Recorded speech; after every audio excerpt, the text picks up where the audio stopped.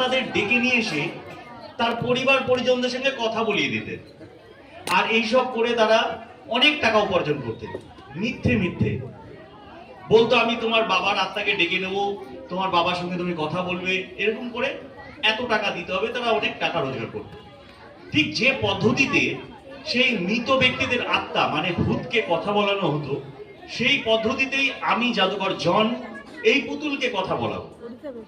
যেহেতু প্রাচীন বিদ্যা, আমরা জাদুকরেরা সবসময় একটা যে কোনো প্রাচীন লুপ্ত বিদ্যাকে এগিয়ে নিয়ে যাওয়ার চেষ্টা করি। তো এই কথা বলা পুতুল অনুষ্ঠান নিয়ে আমি জন, আমার সাথে রয়েছে জনি। যে জনিকে তোমরা অনেক সময় মিরাক্কেলের টিভিতে দেখেছো, মিরাক্কেলে জি বাংলায়, আর আকাশ বাংলায় লক্ষ্মী ছানা প্রোগ্রাম কে দেখেছে? হ্যাঁ, সেই লক্ষ্মী ছানা প্রোগ্রামে এই জনিকে দেখা গেছে 2-4 বার। তো শুরু করা যাক অনুষ্ঠান করি। ওকে জনি, জনি